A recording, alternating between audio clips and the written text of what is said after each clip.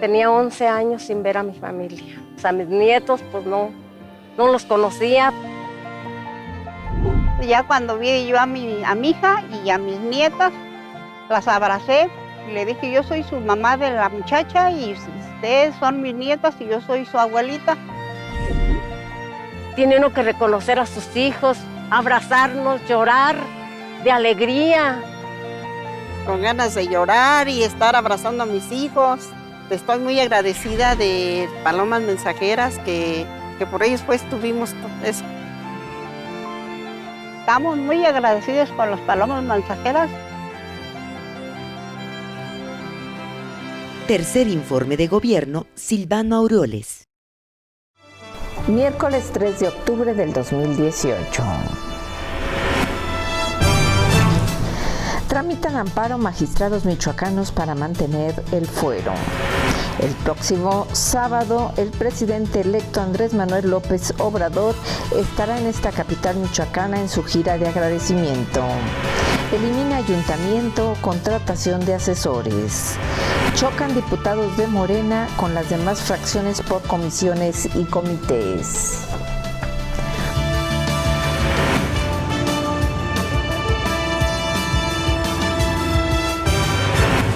Hola, ¿qué tal? Bienvenidos a Respuesta TV. Soy Laura López y les saludo con afecto a través de www.respuesta.com.mx desde Morelia, Michoacán, México. Y esta es la información que tenemos para usted. Y bueno, pues ya está confirmada la presencia del presidente electo Andrés Manuel López Obrador a Michoacán y específicamente a esta capital michoacana el próximo sábado. El detalle con Alejandra Martínez.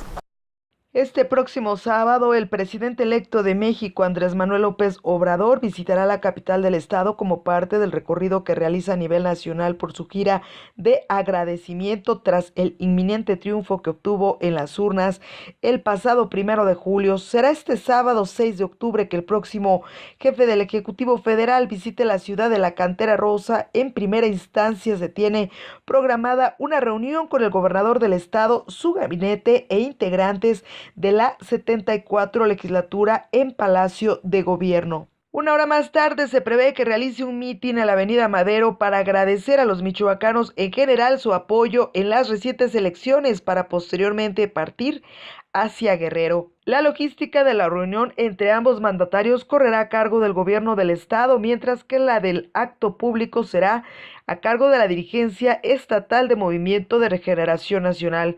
Fuentes al interior del Instituto Obradorista indicaron que la reunión entre López Obrador y Silvano Aureoles Conejo será únicamente para afianzar la relación institucional y de respeto entre ambos poderes, ya que desde que López Obrador ganó las elecciones ha continuado su recorrido por toda la geografía mexicana para sostener encuentros con los gobernadores y presidentes municipales de las capitales de los estados. Y es que previo a su toma de protesta como presidente de la República el próximo 1 de diciembre, López Obrador arrancó una nueva gira por la nación, la cual comenzó el pasado domingo 16 de septiembre con 2 actos en Tepic y Mazatlán. Posteriormente se trasladó a La Paz, Baja California, Guadalajara, Jalisco, Oaxaca, Mexicali y ahora corresponde este fin de semana a Michoacán.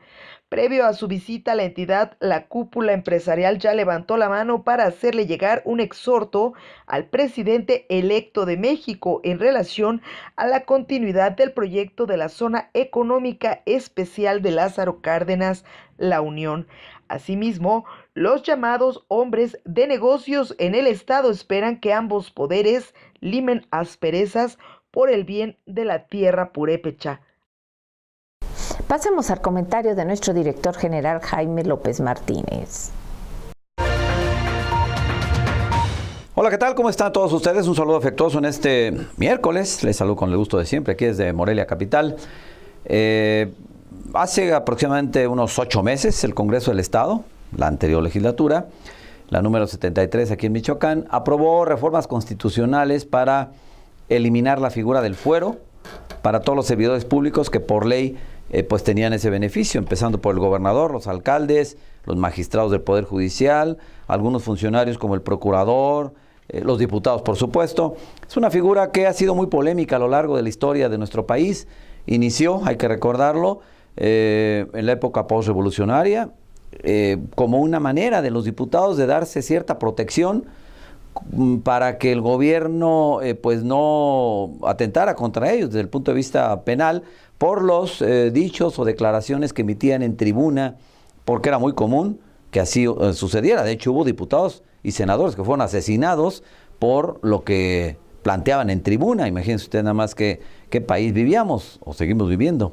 El asunto está que para darse esa seguridad de que lo dicho en tribuna por los diputados no fuera pues causa de que se atentara contra ellos, o por lo menos reducir ese riesgo, bueno, se aprobó esta figura del fuero. No sonaba mal desde el punto de vista conceptual, digamos. El problema es que con el paso del tiempo pues se generó una situación muy prostituida, muy tergiversada del concepto original del fuero, y la verdad es que hubo muchos casos, no solo de diputados y senadores, sino de otros funcionarios que tenían ese beneficio, que lo utilizaron, pero para delinquir. Dolosamente cometían alguna trapacería, seguros estaban de que no les pasaría nada, pues porque había un fuero que los protegía. Esta situación, por supuesto, degeneró en aspectos muy lamentables. El más evidente y patético y vergonzoso fue aquel episodio donde Julio César Godoy Toscano, el hermano del en ese tiempo gobernador Leonel Godoy Rangel, pues entró a San Lázaro a tomar protesta, escondido en una cajuela de un vehículo, porque la PGR tenía una orden de aprehensión en su contra por vínculos con el crimen organizado. Entró ahí a escondidas, lo escondieron otros diputados para que tomara protesta y en ese momento tenía fuero. Algo verdaderamente vergonzoso. Bueno, a raíz de todo este manipuleo, el Congreso del Estado aprobó, repito, hace algunos meses, cancelar esta figura en Michoacán. Hoy, los magistrados del Poder Judicial michoacano están interponiendo un recurso, un amparo ante la Justicia Federal para que les sea devuelto el fuero, pero no de manera genérica o no de manera abierta, sino solo para las sentencias que emiten los diputados, los magistrados. Esto me parece que tiene una dosis de razón, porque si bien, repito, el concepto de fuero pues es muy manoseado, muy prostituido, y no queremos saber nada de este concepto, la verdad es que hay que verlo fríamente en el caso de los magistrados. Yo creería que ceñido nada más a su actuación como juzgadores, y sobre todo en casos delicados, donde meten a la cárcel a secuestradores, a narcotraficantes, etcétera, pues su vida sí corre peligro. No quiere decir que con el fuero esté cancelado todo riesgo, pero al menos se disminuye de alguna manera. Me parece que en este caso sí cabría acotarlo a ese terreno, el fuero para los magistrados. Vamos a ver qué dice el Poder Judicial de la Federación, si le da la razón o no a los magistrados michoacanos. Creo que hay una dosis de razón para quizá por lo menos analizar a fondo el tema y eventualmente aprobarlo como lo están demandando los magistrados del Estado de Michoacán. Vamos a ver qué pasa y lo seguiremos comentando con todos ustedes. Es cuanto. Buen miércoles. Por otro lado, elimina el Ayuntamiento de Morelia las contrataciones de asesores. Carla Ayala con la información. Debido a que en el ayuntamiento no había ni escobas para barrer en Morelia, la administración municipal nueva canceló los servicios profesionales que costaban 64 millones de pesos, los cuales son infructuosos ante la falta de material básico para el personal. El secretario de Administración, Gabriel Prado Fernández, opinó que no puede seguir con los asesores y las contrataciones para medir el ambiente laboral, entre otros especialistas que atendían vanidades, ya que en este momento urge comprar escobas y echar a andar los camiones descompuestos del parque vehicular. A la llegada de la presente administración, los trabajadores operativos del Ayuntamiento de Morelia se quejaron con el presidente porque por años no han tenido el material y vehículos en condiciones óptimas para atender a los llamados de la ciudadanía. Por lo anterior, el presidente municipal de Morelia, Raúl Morón Orozco, se comprometió a comprar y hacer lo necesario para que no tuvieran pretexto en la hora de trabajar. De ahí que el ayuntamiento hasta este momento ha gastado 5 millones de pesos. con lo cual se ha avanzado en un 80% sobre la lista de necesidades que recogieron en las dependencias municipales. Carla Ayala, respuesta. Y en el Congreso del Estado chocan diputados de Morena con las demás fracciones, esto por las comisiones y comités. Ahí estuvo Alejandra Martínez. Con el aval de 23 de los 40 diputados, la 74 legislatura conformó las comisiones y comités, documento que fue aprobado por la mayoría de integrantes de la Junta de Coordinación Política. Sin embargo, la fracción parlamentaria del Movimiento de Regeneración Nacional dijo desconocer dicho acuerdo. El documento, que circuló entre los diferentes medios de comunicación, se conoce que el Instituto Obradorista presidirá un total de 10 comisiones, el Partido Acción Nacional y de la Revolución Democrática 6, cada uno, el Revolucionario Institucional 3, Partido del Trabajo 2, Verde Ecologista de México 1, mientras que Movimiento Ciudadano lo dejaron fuera pese a sus reiteradas demandas de inclusión. Asimismo, se conoce que cada uno de los partidos políticos presidirá un comité, a excepción del Instituto del Tucán y del Naranja. En lo que respecta a las comisiones que se otorgaron a la bancada morenista, se encuentra Asuntos Electorales y Participación Ciudadana, Ciencia, Tecnología e Innovación, Desarrollo Social, Desarrollo Sustentable y Medio Ambiente, Desarrollo Urbano, Obra Pública y Vivienda, Educación, Gobernación, Industria, Comercio y Servicios y Migración. La bancada del Sol Azteca se quedó con Desarrollo Rural, Régimen Interno y Prácticas Parlamentarias, Turismo, así como Programación, Presupuesto y Cuenta Pública, Puntos Constitucionales, Seguridad Pública y Protección Civil, estas últimas de las más peleadas por los legisladores. Además, también se quedó con el Comité de Comunicación Social. En lo que respecta al albiazul, quedó con las comisiones de Cultura y Artes, Fortalecimiento Municipal y Límites Territoriales, Jóvenes y Deportes, Salud y Asistencia Social, además de Hacienda y Deuda Pública, Justicia, estas dos últimas de las más demandadas por Morena. Asimismo, se quedó con el Comité de Transparencia y Acceso a la Información. El tricolor, por su parte, encabezará 3 comisiones: inspectora de la Auditoría Superior de Michoacán, jurisdiccional y pueblos indígenas, además del Comité de Administración y Control. El rojinegro presidirá las comisiones de Comunicaciones y Transportes, Derechos Humanos, así como el Comité de Editorial, Biblioteca y Archivo. Por último, el Instituto del Tucán tendrá la Comisión de Igualdad de Género. Cabe señalar que las comisiones y comités se integran con un mínimo de 3 y un máximo de 5 diputados emanados de las diferentes fuerzas políticas en aras de garantizar la pluralidad, y son nombrados por la Junta de Coordinación Política y posteriormente aprobados por el Pleno, de acuerdo a lo dispuesto por el artículo 53 de la Ley Orgánica y de Procedimientos del Congreso del Estado. Por otro lado, está confirmada la presencia de Esteban Moctezuma al Foro de Acuerdo Nacional por la Educación. Tere de la Torre con el detalle. El equipo de transición de Andrés Manuel López Obrador confirmó la presencia este jueves de Esteban Moctezuma Barragán, aquí en Morelia, próximo secretario de Educación, quien encabezará los trabajos del Foro Estatal de Consulta Participativa por un Acuerdo Nacional por la Educación, al que convocan la Universidad Michoacana y la Asociación Nacional de Universidades e Instituciones de Educación Superior, la ANUYES, cuyo presidente Jaime Valls Esponda también estará presente. El secretario de Educación, Alberto Frutti Solís, presentará varios planteamientos como la federalización de la nómina y el financiamiento para invertir en educación de calidad los recursos que le son asignados a la dependencia. Así también, dijo el funcionario, planteará la atención educativa a grupos vulnerables como migrantes e indígenas y también la permanencia de programas federales educativos que tienen arraigo social y que han dado buenos resultados en la entidad. Sobre la posible presencia de la CENTE, no para participar, sino para manifestarse, dijo el funcionario que espera que el magisterio colabore. Este es el foro, dijo, y la oportunidad para hacerse escuchar de manera directa. En tanto, la Universidad Michoacana propondrá a través del rector Medardo Serna González que sea articulado debidamente y también integrado el sistema educativo para poder avanzar, pues la desarticulación es lo que ha provocado los rezagos, según dijo. Y señaló que todos los niveles educativos son importantes, pero en particular en lo que hace a la educación superior, insistió en que es necesario ampliar su cobertura, que en la entidad es solo del 27%. Teresa de la Torre, respuesta. Bueno, y hablando de educación, déjeme decirle que el nuevo gobierno federal que encabezará Andrés Manuel López Obrador, bueno, pues prevé instalar 6 universidades en Michoacán.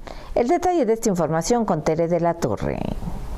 Luego de que el delegado político del Morena en la entidad, Sergio Pimentel Mendoza, anunciase en agosto pasado que dentro de las prioridades del próximo gobierno de Andrés Manuel López Obrador, la educación juega un papel central, por lo que en el plan de las más de 100 universidades que contempla edificar en todo México la próxima administración federal, 2 serán ubicadas en Michoacán, una en Cualcomán y la otra en La Huacana. El líder estatal de ese partido, Roberto Pantoja Arzola, refirió que serán además 6 planteles adicionales de nivel superior, los contemplados para abrir también en la entidad. Tras el cuestionamiento vertido por el mandatario estatal Silvano Aureoles Conejo el lunes pasado en sus diálogos con la sociedad sobre que no es necesario poner tantas universidades sino consolidar el apoyo a una sola, el próximo enlace de gobierno federal entrante reviró en entrevista exclusiva con Respuesta y Vox FM que sí son necesarias cuando hay la necesidad de ampliar la cobertura en educación superior, como lo ha denunciado el propio rector de la máxima casa de estudios. No obstante, Pantoja Arzola no denominó esos futuros planteles como universidades, sino como escuelas universitarias, de las cuales confirmó la apertura de 6 en el estado, una en Zacapu, otra en Pátzcuaro, otra para Pajacuarán, otra más en Chilchota, una en Tacámbaro y otra más en una localidad por definir. Señaló que en una etapa posterior se abrirán otras de estas escuelas universitarias en Arteaga, Aquila y Buenavista, pero por ahora se iniciará solamente con esas 6, dijo, y posteriormente se verá abrir 4 o 5 más o las que se requieran. Teresa de la Torre, respuesta. Y mire usted, hubo un desprendimiento de la cinta asfáltica en una lateral en el ramal Camelinas. Y bueno, pues dice la SCT que esto se debió a una explosión de un registro de drenaje. Yasmín Ferreira con el detalle. El desprendimiento de la carpeta asfáltica en una de las calles cercanas al inicio del ramal Camelinas, ocurrido con la tormenta de la tarde del pasado martes, obedeció a la expulsión de una tapa de registro de drenaje en ese lugar. El delegado de la Secretaría de Comunicaciones y Transportes, Florentino Coalla Pulido, explicó que sobre la calle Baltasar Echave, los registros de los llamados pozos de visita quedaron debajo de la carpeta asfáltica. Indicó que con el fin de nivelar el pavimento anterior con el de la nueva obra se cubrió poco más de 5 centímetros de espesor para emparejar. De esta manera, ante la saturación de agua con la fuerte lluvia y el asolve, salió expulsada una de las tapas y de ahí el rompimiento de la misma carpeta. Por lo anterior, se revisará el pozo de visita para verificar que no esté asolvado y se verificará también con el personal de LOAPAS la condición actual en los demás pozos de visita para implementar trabajos de desasolve. Yasmín Ferreira, respuesta. Bueno, pero esta explicación no le convenció al edil moreliano Raúl Morón, quien asegura pedirá cuentas al respecto. Carla Ayala con la información. Aún no está entregado el ramal Camelinas y este ya comenzó a dar problemas, los cuales atentan a la tranquilidad de los vecinos y pobladores. Es por eso que el presidente municipal de Morelia, Raúl Morón Orozco, consideró que este suceso un poco le da la razón a los vecinos. Sin negar que recibirá el ramal Camelinas, el presidente de Morelia dijo que no tiene prisa para que así suceda, puesto que lo urgente en este momento es que queden resueltas las preocupaciones de los moradores de La Loma y sus faldas. En ese sentido, recordó que en su visita a la zona, previo al incidente, los vecinos le manifestaron su malestar con la empresa constructora, quienes taparon las alcantarillas y bocatormentas de las calles que están en las faldas del cerro y cercanas a la construcción. En entrevista, Morón Orozco comentó que también existe zozobra por el bienestar de los alumnos, ya que hay 2 escuelas en la boca del túnel. Por eso pedirán cuentas a la Secretaría de Comunicación y Transporte, quien es la encargada de la supervisión de la obra, con la finalidad de devolverles a los vecinos la paz. Dijo, no se trata de reñir con nadie, ni con el delegado, ni con el gobierno federal. Están conscientes de que hay que disipar las preocupaciones de los vecinos. Es algo lógico. Es necesario que atendamos los reclamos de los vecinos, opinó el presidente municipal de Morelia. Carla Ayala, respuesta. Por otro lado, sigue la búsqueda de 3 personas, esto en Peribán. La información con Yasmín Ferreira. Elementos del Ejército Mexicano y de Protección Civil continúan con las labores de búsqueda de al menos 3 personas en el municipio de Peribán a 2 semanas del desbordamiento del río que ocasionó afectaciones a domicilios y pérdidas humanas.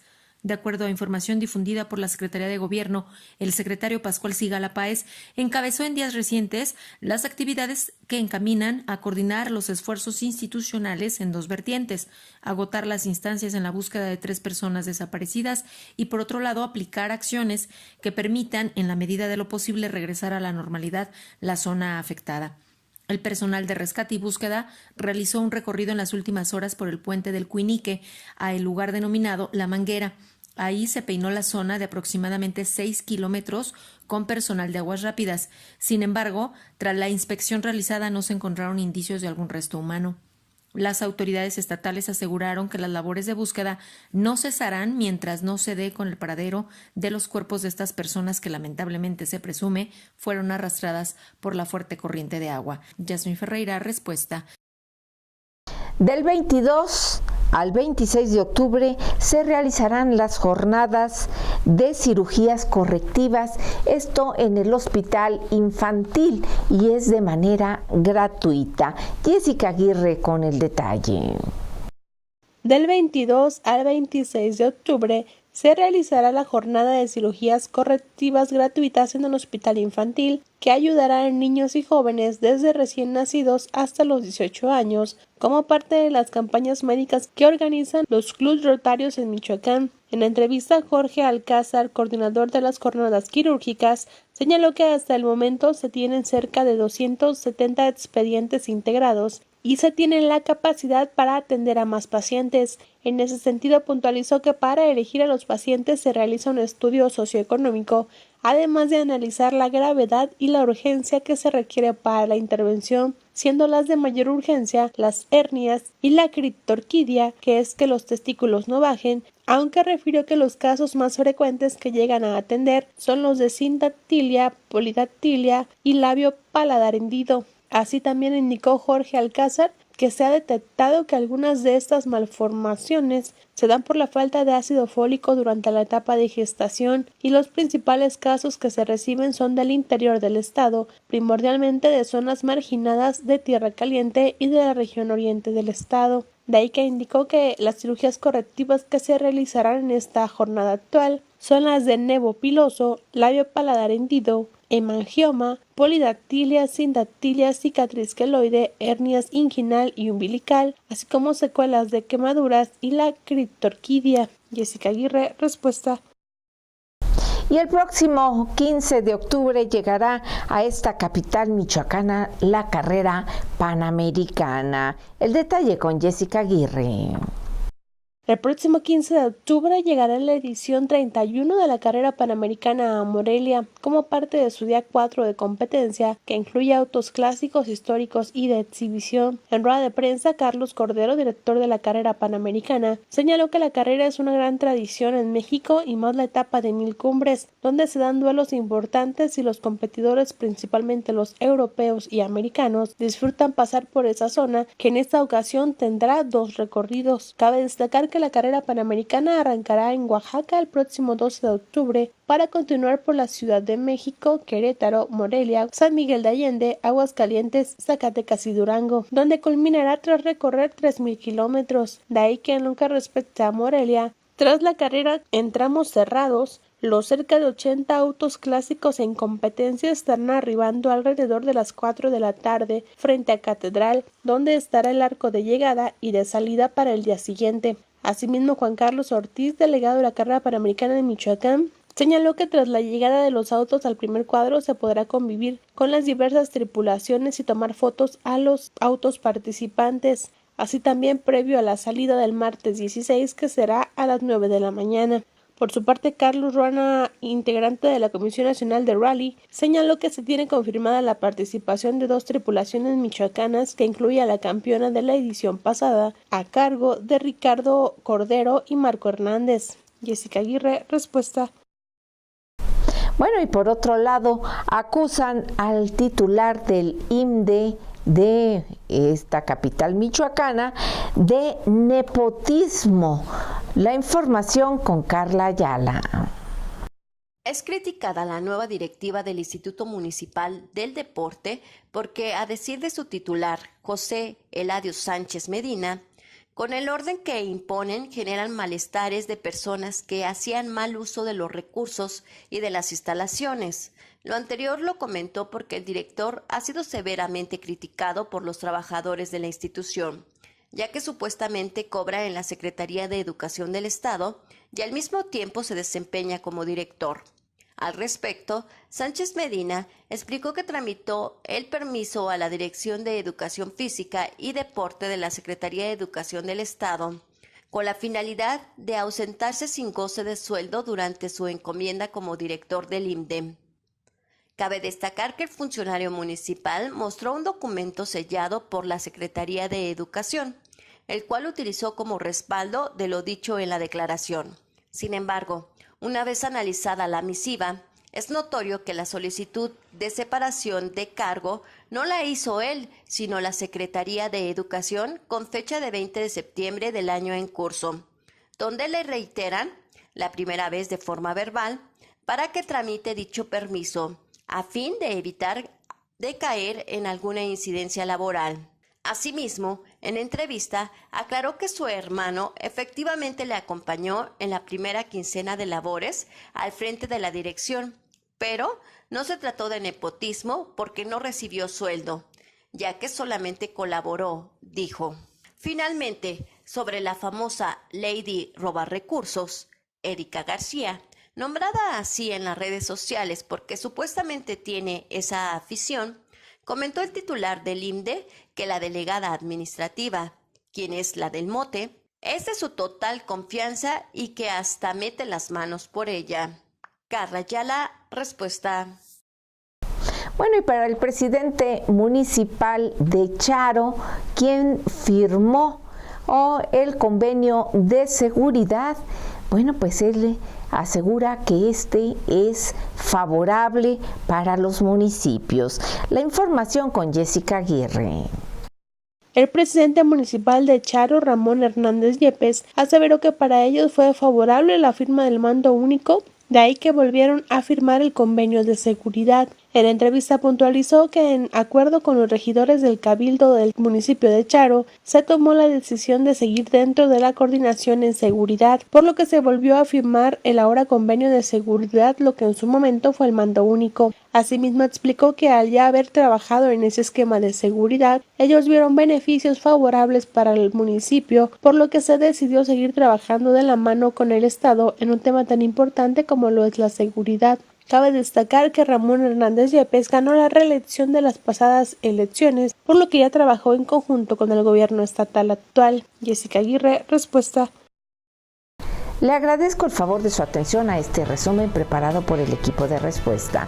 Lo esperamos en nuestra siguiente emisión. Hasta entonces.